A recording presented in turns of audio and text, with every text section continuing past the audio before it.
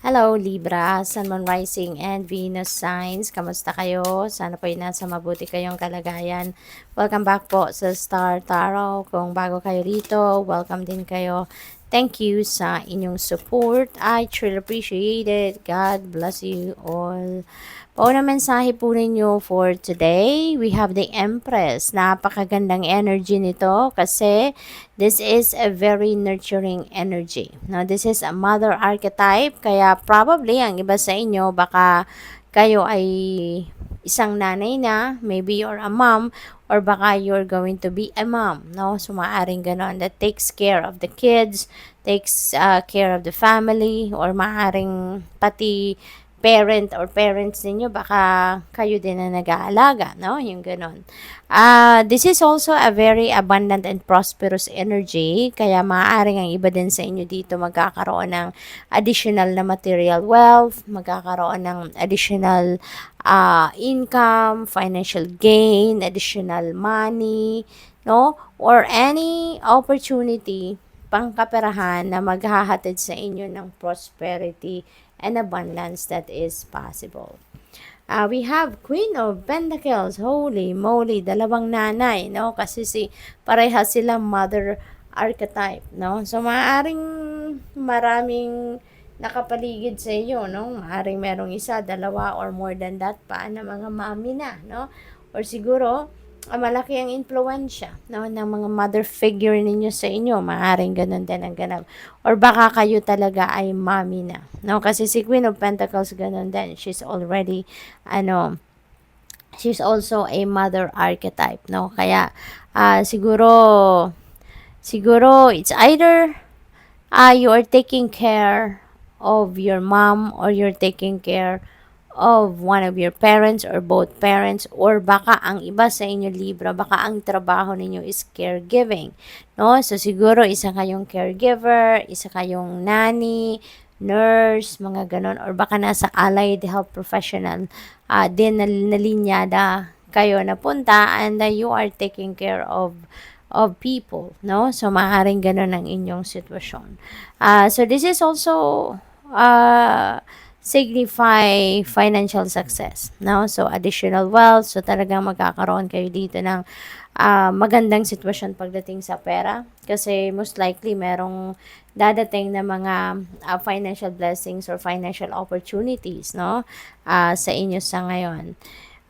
Marami din balita ang paparating sa inyo. Balita, news, information, inspiration, no? They are coming your way. Probably din ang iba sa inyo siguro focused on education, focused on expansion, no?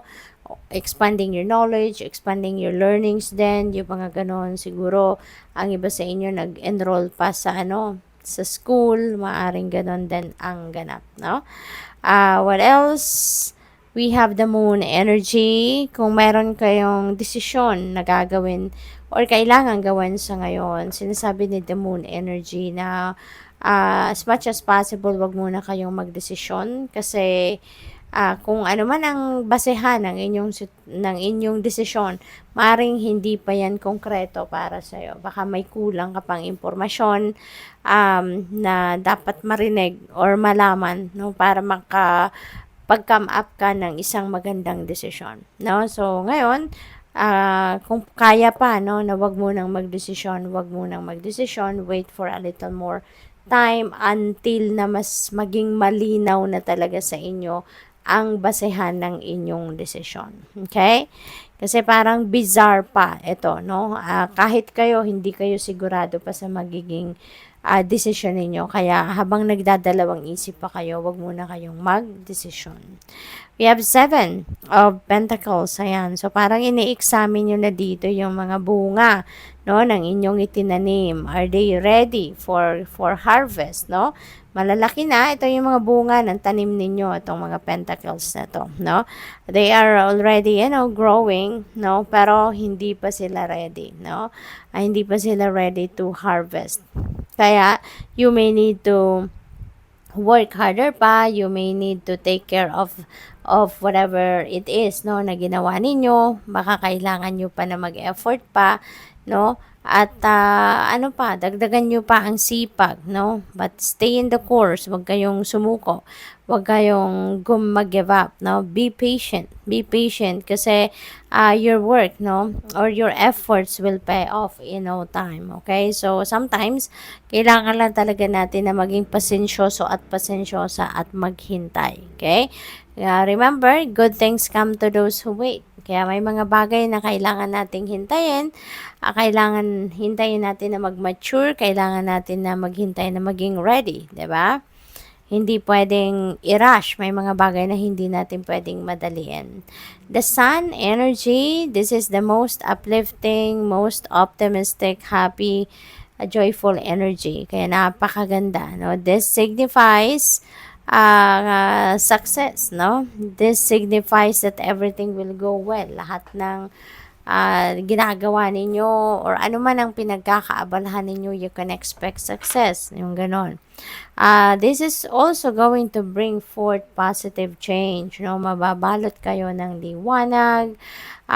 Mai-enlighten din kayo kung meron kayong naguguluhan sa inyong isipan. Rest assured, no, na magkakaroon yan ng clarity at mahahanap ninyo ang solusyon sa mga problema. Swerte, no? Swerte. Yun ang babalot din sa inyo sa ngayon. We have 9 of Cups. Talagang swerteng-swerte kayo. And you're building momentum dito, no? Talagang papunta kayo sa masaya, successful na buhay. At saka, you just need to be patient, no? Hindi pwedeng madaliin ang mga bagay-bagay. Wala namang instant na pangyayari, 'di ba? Everything happens in divine order and timing and we need to work for it, yung ganon, 'di ba? So, in this case, no, meron din kayong mga wishes that are coming to fruition. Yung mga heart's desires ninyo, maaring ibigay na sa inyo ng universe, no? Maaring divine timing na ito para makuha ninyo or ma-enjoy nyo na kung ano man yung mga minimithi ninyo, 'di ba?